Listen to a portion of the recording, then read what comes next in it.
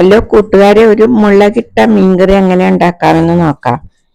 ഇതിനായിട്ട് പച്ചമുളക്, ഇഞ്ചി, ചുവന്നുള്ളി, വെളുത്തുള്ളി, കരിവേപ്പില, ഇത്ര സാധനങ്ങളാണ് വേണ്ടത്. മീൻ കഴുകി വൃത്തിയാക്കി ഉപ്പിട്ട് കഴുകി വൃത്തിയാക്കി എടുത്ത് വെക്കാം. ഏത് മീനായാലും കുഴപ്പമില്ല. അപ്പോൾ ഈ സാധനങ്ങളെല്ലാം പൊടിയായിട്ട് അരിഞ്ഞ് ഇഞ്ചി ചതച്ചെടുക്കണം.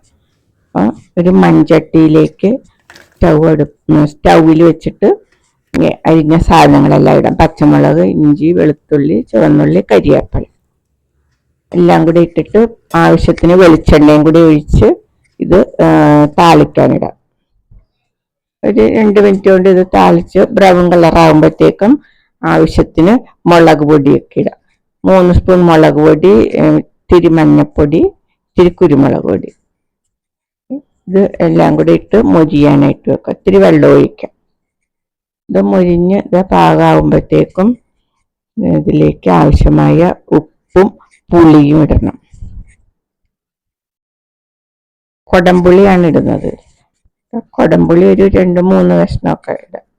അതും അപ്പോൾ പാകത്തിന് വെള്ളവും കൂടി ഒഴിച്ച് ഈ ഗ്രേവി നല്ലപോലെ തിളയ്ക്കണം. ഗ്രേവി നല്ലപോലെ തിളച്ച് വരുമ്പോഴത്തേക്കും ആണ് നമ്മൾ കഴുകി വൃത്തിയാക്കി വെച്ചേക്കുന്ന മീൻ പീസസ്, പച്ചമീൻ ഓരോന്നായിട്ട് എടുത്തിടാം. ഇത് എടുത്തിട്ട് കഴിഞ്ഞ് ഒരു 5-6 മിനിറ്റോളം തിളച്ചാൽ മതിയാവും. അപ്പോഴത്തേക്കും മീൻ കറി നല്ല വെന്ത് ചാറ് കുറുകി പാകമായി കിട്ടും.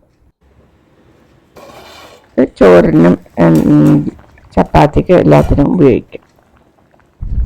വളരെ ഈസി ആയിട്ട് മീൻ കറി ഉണ്ടാക്കിയെടുക്കാം. ഓക്കെ.